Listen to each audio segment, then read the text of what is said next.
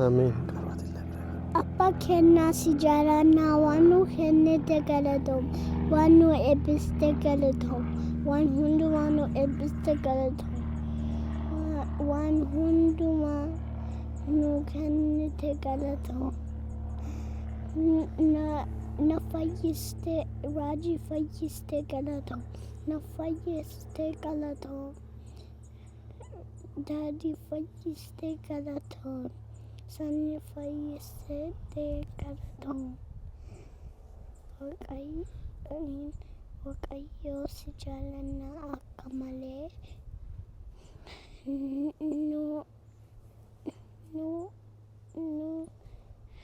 nu gargaaru gaarii maqaa Yesuusiitiin Amen. Amen.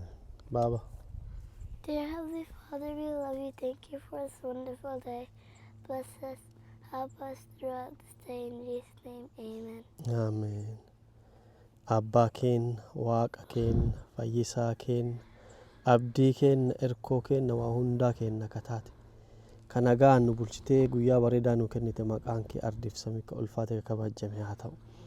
Yaa gooftaa kunoo guyyaa sanbataa guyyaa bareedaa nu kennite. Yaa gooftaa guyyaa harbaafannoo kana kan nu kenniteef galanni ulfinni siif haa ta'u. Abbaa kee kunoo akkuma asii faarfanne akkuma asii sagalee kee dubbifanne akkuma asii waaqeffanne abbaa kiyyaa warroota miila kan kee jala taa'ee samii waaqeffatu si faarfatu akka taanu ati nu gargaari. Ogummaa fi hubannoo ittiin biyya lafaa injifannu ati nuuf kenni. Yaa gooftaa waa hundaayyuu keessattuu kan nu gargaarte dhiphinnattis dhukkubattis rakkinnattis waa hundattuu furmaata taatee keessa nu dabarsitee galanni ulfinni siif haa ta'u. Ammallee kunoo yaa gooftaa ijoollee fayyaa nu kenniteef galanni siif haa ta'u. Seenaa amma dabarsinsi kennaa yaa gooftaa ati xumurii fayyisii nu qulqulleessi. Cubbuu balleessaa keenya nu dhiisi. Ogummaa hubannootti wandhaasoo lafaa waan ati nuuf kenni. Bara lafarra jiraan ulfinnaaf kabajaa keetiif akka jiraan nu gargaari. Kana hundaas kadhanna maqaa Yesuusiitiin. Ameen. Jaarri saadini namante Waaqa fayyisaa abdaate ibiddalle yoom sodaate. Amen.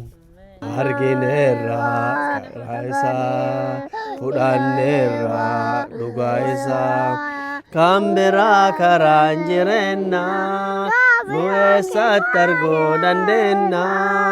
Kanaaf dhaalenne dhugaa Waaqayyoo gadhiifna. Argineerra karaa isaa fudhanneerra dhugaa isaa kan biraa karaan jireenna nu eessatti arguu dandeenya. Kana maal jenne dhugaa Waaqayyoo gadhiifna. Jeremiah 33:3 Call to me and I will answer and show you great and mighty things which you do not know. And Isaiah 6:2 Above it stood seraphim. It had 6 wings. With 2 he covered his face, and with 2 he covered his feet, and with 2 he flew. Isaiah chapter 6:3. And one said, and one cried and said to another, Holy, holy, holy is the Lord of hosts. The whole earth is full of his glory. John 33:3. If you love me, keep my commandments. Isaiah chapter 6:8. And the Lord said, Whom shall I send and whom shall go for us? And I said, Here I am, send me. Revelation 4:8. And the 4 living creatures, each having 6 wings, full of eyes around and within, and do not rest day nor night, saying, Holy, holy, holy is the Lord of hosts. The whole earth is holy, holy, holy is the Lord who was and is to come. Revelation 22:1. And he showed me a pure river of water of life, a pure river of water of life, clear as crystal, proceed from the throne of the Lord and of the Lamb. John 14:15. If you love me, keep my commandments. Revelation 4:8. The four living creatures, each having 6 wings, full of eyes around and within, saying, Holy, holy, holy, Lord God Almighty, who was and is to come. Isaiah 33:3.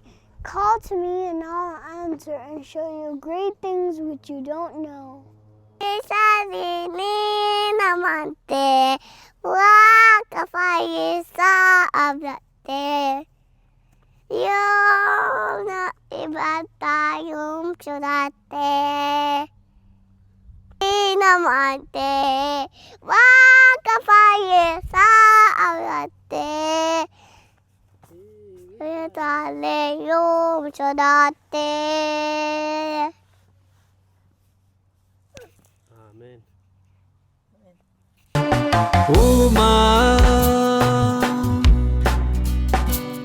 Uumama hundumaa dhaloota dhufutti waaqummaa kee himaa.